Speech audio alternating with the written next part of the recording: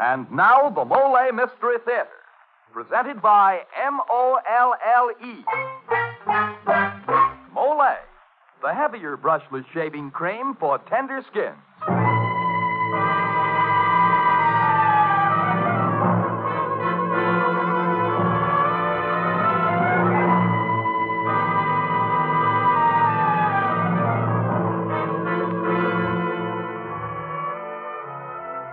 Good evening.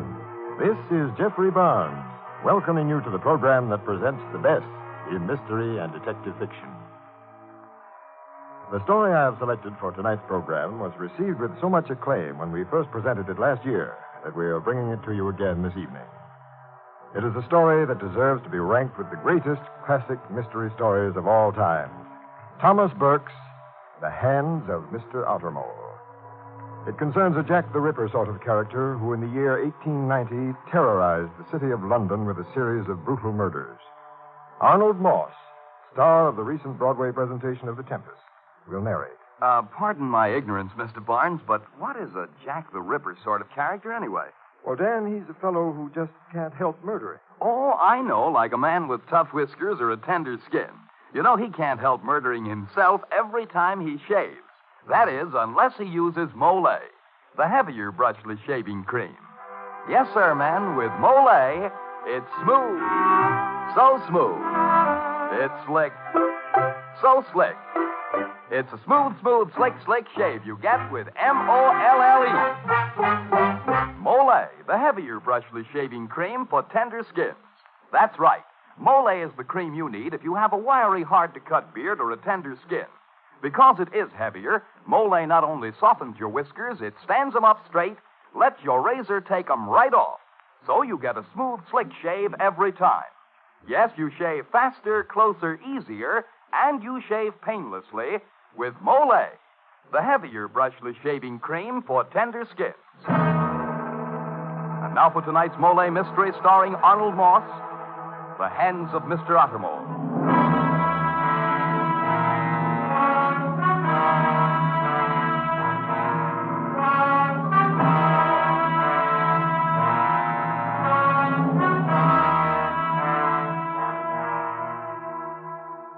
Have you ever thought you might like to kill someone?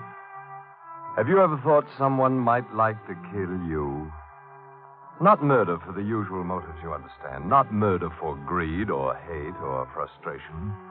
But a killing without reason, without motive. Murder of this kind happens so simply and so unaccountably. Two ordinary people are walking down the street minding their own business, even as you or I, and suddenly, why, no one knows. One becomes a murderer, and the other becomes a victim.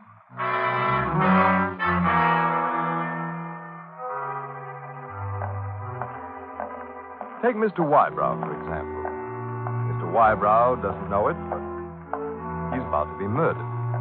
Oh, he's just an ordinary fellow, Mr. Wybrow, walking home from work of a pleasant evening, strolling casually through the cobweb alleys of London's East End.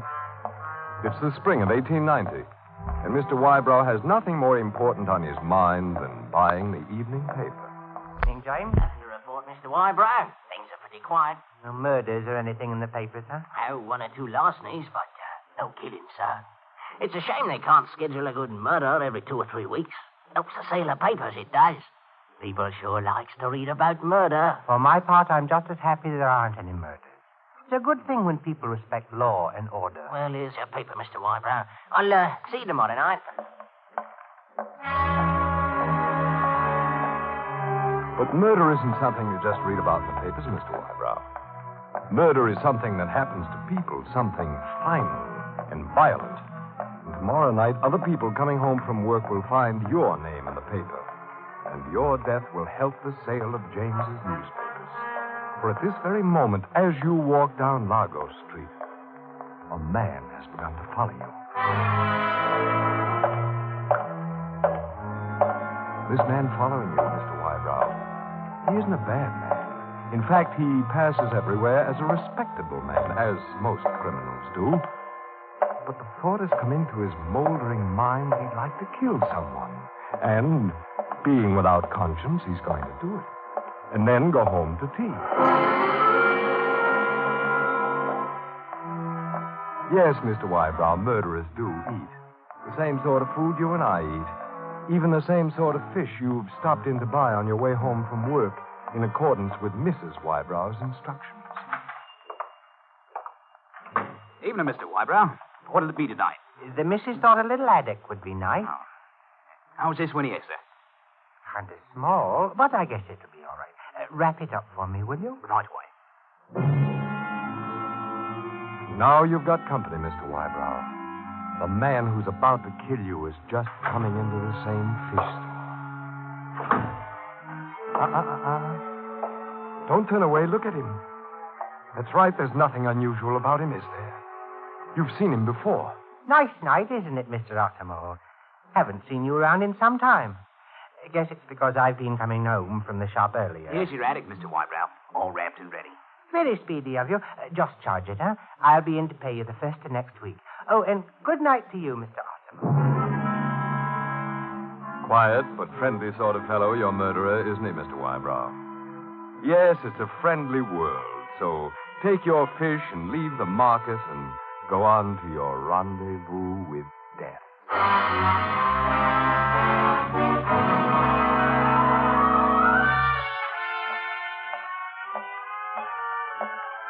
You're almost home now, Mr. Wybrow, but don't hurry so. Take a look around you. It's your last look at the world. And if you knew it, you'd look at it more closely. The more slowly you walk, the longer you'll enjoy the fragrant air of this evening. The longer you'll see the dreamy lamplight of little shops. Pause a minute before you cross Loyal Lane. Pause among the houses that shelter the useless and beaten of London's camp followers. Hear the music of the people in the streets. It's the last time, Mr. Wybrow, the very last time.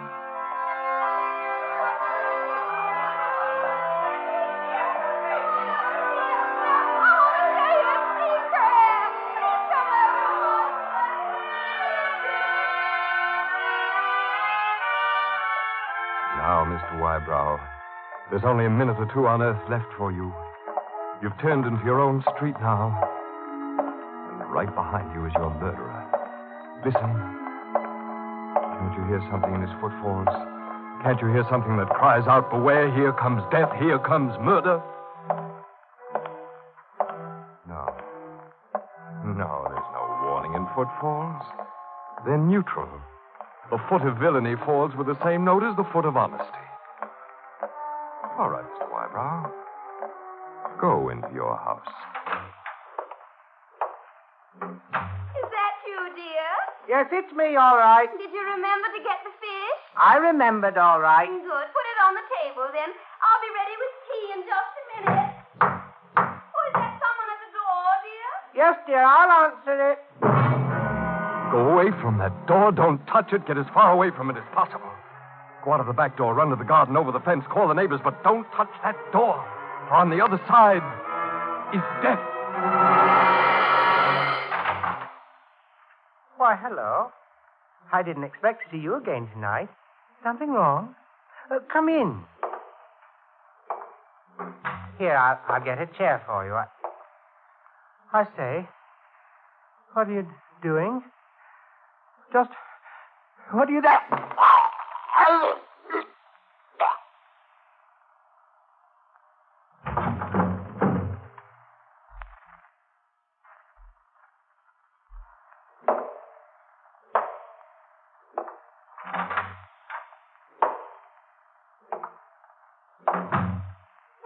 Henry, is that one of your friends? Invite him to stay for a spot of tea.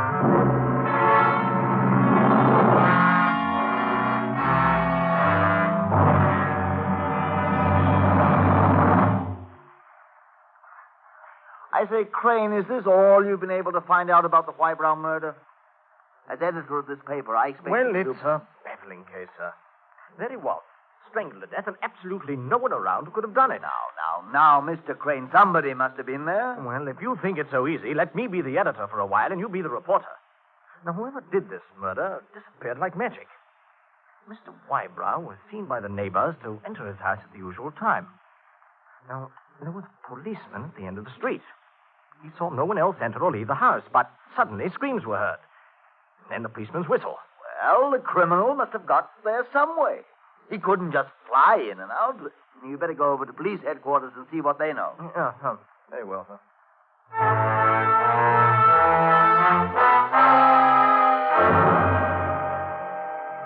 Yes, Mr. Crane. It certainly is a baffling case. But this is only the beginning. Even now, Mr. Crane, as you're on your way to police headquarters, the killer you seek is stalking another victim. The murder of Mr. Whybrow has only whetted the appetite of our killer.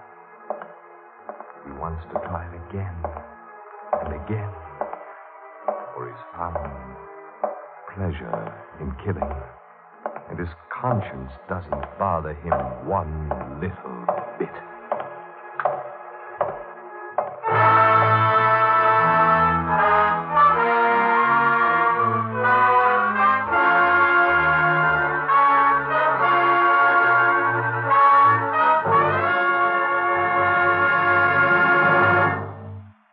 As the curtain falls on Act One of tonight's Molle mystery, a mysterious killer is at large on the streets of London, and where he will strike next, nobody knows. Why, Mr. Barnes, don't tell me you can't see a murder coming. Well, no, Dan, that's practically impossible. Not all the time. Why, some men can see murder coming every time they stand before the mirror to shave. And say, men, if that's how it is with you, chances are you have wiry whiskers or a tender skin. But you know shaving needn't be painful, not if you shave with Molle, the heavier brushless shaving cream. That's right. Molle is the heavier cream that gives you a smooth, slick shave. Because Molle is heavier, it not only softens your whiskers, it stands them up straight and lets your razor cut them off close and clean. With Molle, you shave faster, closer, easier, and you shave painlessly. Try it. See if you don't say, it's smooth. So smooth. It's slick. So slick. It's a smooth, slick shave you get with Molle. Molle, the heavier brushless shaving cream for tender skins.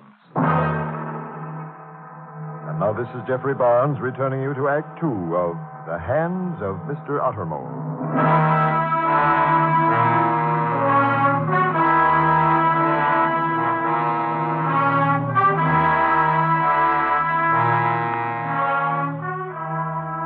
The murder of Mr. Whybrow in London of 1890 was called the London Strangling Horror because it was something more than murder.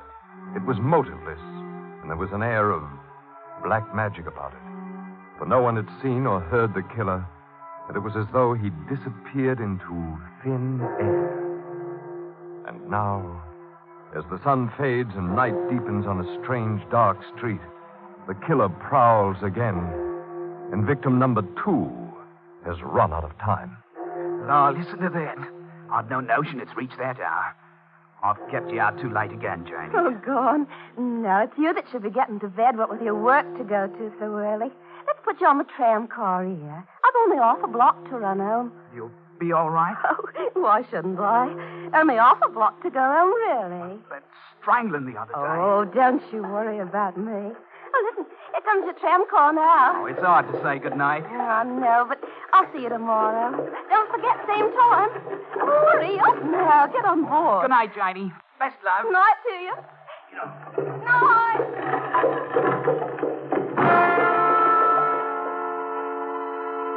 That's your last goodbye, Janie. Your very last. For down the street in the shadow of a doorway is the strangler. Even as you walk down the street, his footsteps have begun to echo along with yours. Do you hear them, Janie? Nothing menacing about them, is there? Then why do you feel frightened all of a sudden? Why have you started to walk faster? Are you afraid of a pair of footsteps? Well, you're right to be afraid of them, so put your head down and run. Don't look back. Don't look back. Janie, don't stop. Don't even speak to him. Oh, no! Oh, it's only you. I don't know what's wrong with me. I started to walk fast. Scared, I guess I was, but I don't guess anybody can be scared of you. Hey, what do you think you're doing? Hey, what do you think you are anyway? Let go!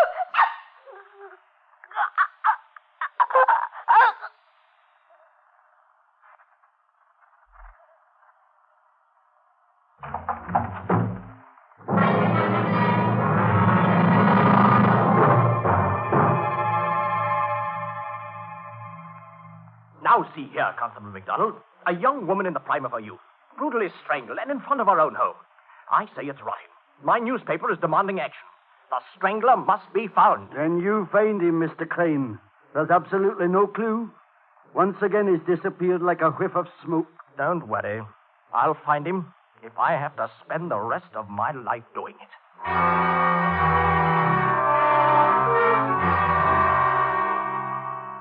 That's only murder number 2, Mr. Crane. There are to be more of these stranglings, and each will be committed at a time when the streets are empty of any perceptible or possible murderer. Wherever people meet, in the streets, market, shops, they discuss the one topic, murder. They bolt their doors and windows at the first fall of dusk, and they yield to apprehension and dismay. For by the whim of one man with a pair of powerful hands, the structure of their daily life is shaken. You mark my words, Alf. It's them gypsies what's responsible for these murders. Them Eastern fellas. They know plenty of tricks. I've heard sailors tell of how they make themselves invisible. How they have potions that make anything possible. The only way to stop these stranglings is to drive them gypsies out of London. And so panic rules the population. And no one in London feels safe unless there's a policeman somewhere around. But policemen are only human, the same as the rest of us. It's possible to strangle a policeman, too. And then, where does safety lie? That's right. Victim number 3 is Constable MacDonald, who stops to talk with an old friend. Hey? Oh, it's only you. Give me a start. All night long I've been walking this here deserted street. Every once in a while a stranger approaches, the same as you've done. And I tighten my grip on my nightstick. I kept looking around so much I've got a crick on the back of my neck. Maybe if you'd just run your hand over it a little, it'd help some. Right here. That's where it helps. No, easy. Here. What are you doing? Let go of me. Let go.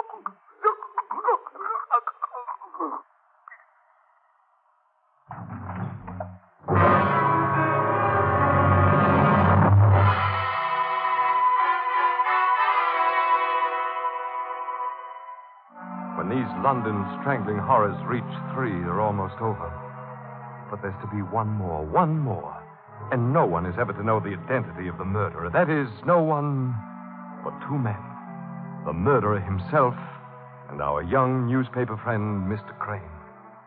And fate has a strange trick to play on Mr. Crane, as fate sometimes does. Sergeant. Sergeant. Oh, evening, Mr. Crane. I've a few questions I'd like to ask you, Sergeant. These 3 stranglings, you discovered all of the bodies, didn't you? No, not exactly. I discovered Mr. Wybrow's body, and I discovered Constable MacDonald's body. The girl, I got there just after she'd been found. You didn't see anything? You didn't see anybody? I'll swear on my life, there was no one around. But how could the killer get away so quickly? Is it possible that he could have hidden right at the scene of the crime? No, sir. We went over every bit of the Wybrow house. No one could have hidden there. MacDonald was killed in the street. No one could hide there, of course.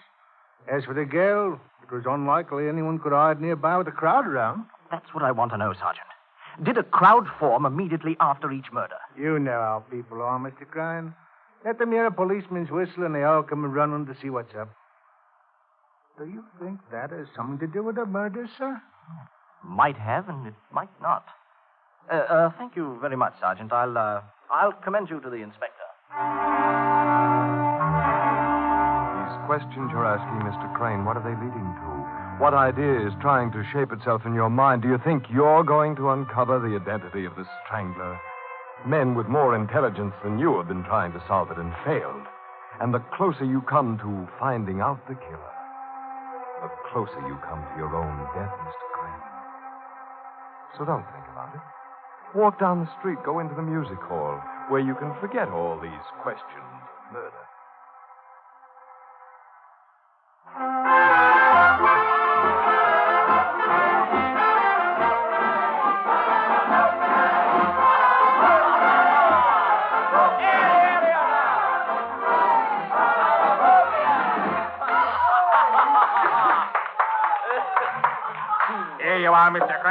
sandwich and a glass of ale. Oh, just a minute, waiter.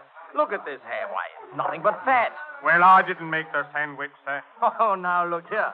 Are you trying to tell me that this establishment isn't responsible for its food? After all, the ham is there. Somebody had to put it there. Just didn't fly in by itself, and... By George, that's it. That's what, Mr. Crane? Oh, it's you, Mr. Editor. Sit down. I think I've solved the mystery of the strangling murders. What? What's that? Yes. I just saw a vision in my ham sandwich. A vision? How did the ham get into this sandwich? Oh, you fool. Somebody put it there. Precisely. And 3 persons have been strangled. Therefore, somebody had to be there to do it. You have a genius for the obvious. Yes, and it's obvious the only way the murderer could escape was either by running away... Yes? Or by standing still. Standing still? Standing still so he wouldn't be conspicuous. Here, wait a minute. Where are you going? Out into the street, sir. Out into the street to discover the man who could stand still the best.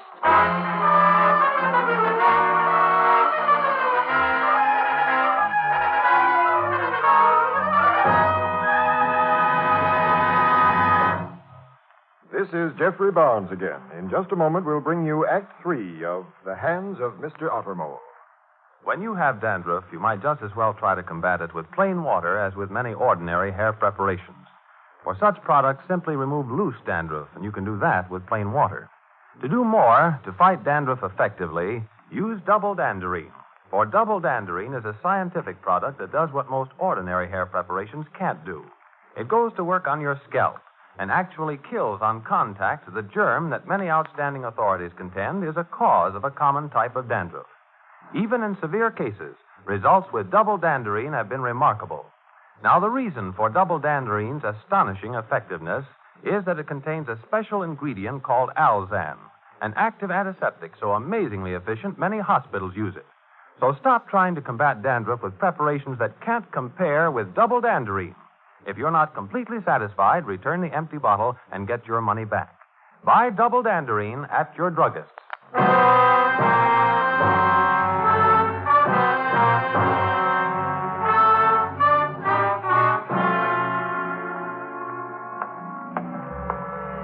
Your ham sandwich has told you a good deal about the strangler, Mr. Crane. You're getting very close to him now.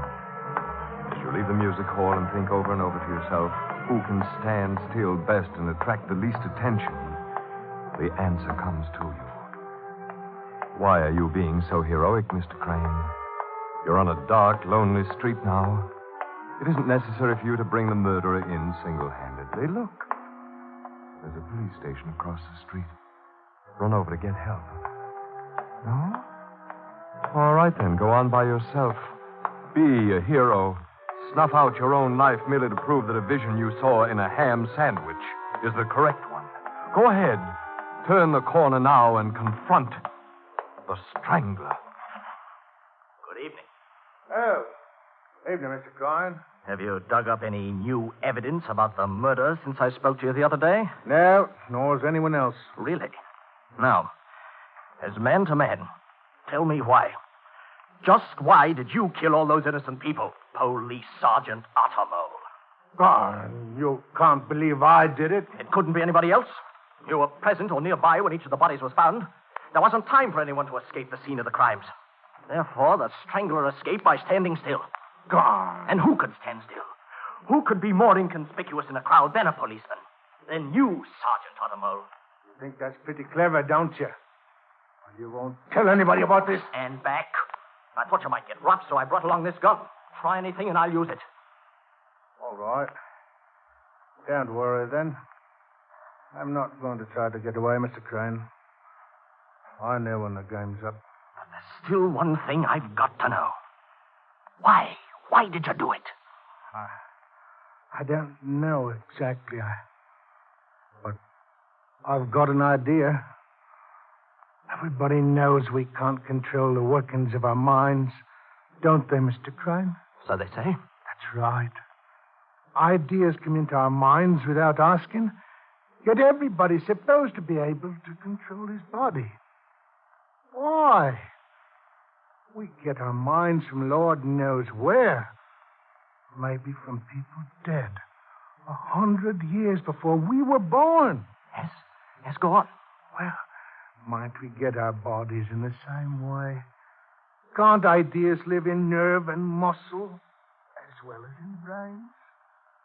Couldn't it be that parts of our bodies aren't really us? And couldn't ideas come into those parts all of a sudden?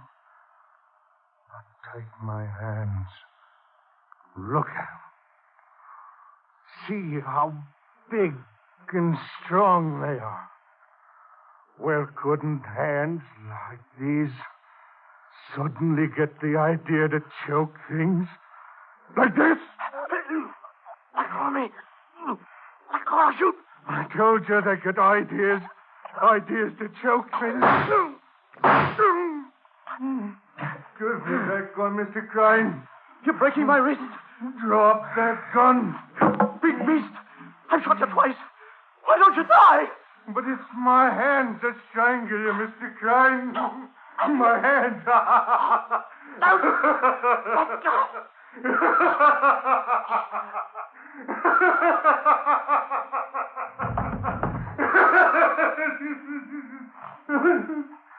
My hands, Mr.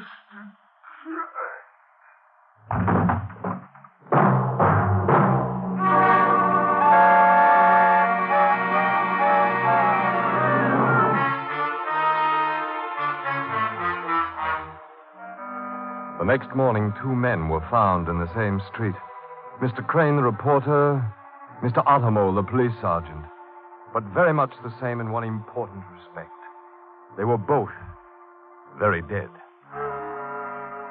Yes, and the strangler has been found out. But that's not the end.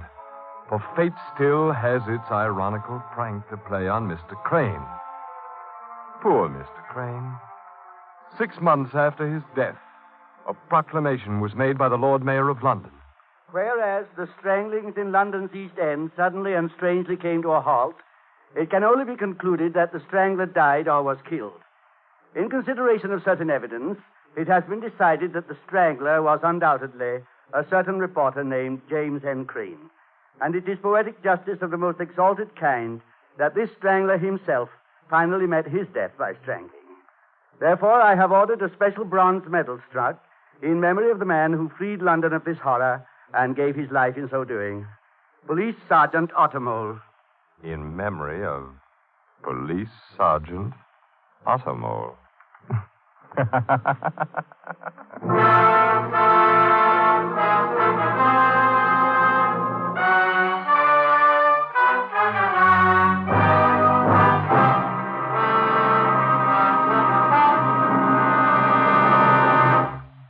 Now, this is Geoffrey Barnes again, inviting you to be with us next week when we present Patricia Wentworth's In the Balance, starring Jim Amici.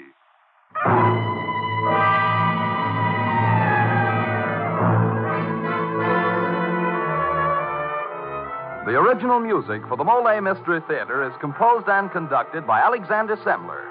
The Hands of Mr. Ottermole was written by Thomas Burke and adapted for radio by L.K. Hoffman.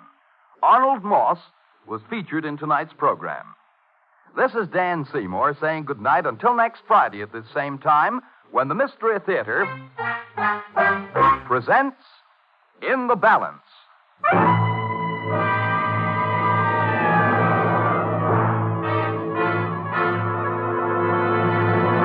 This is NBC, the national broadcasting company.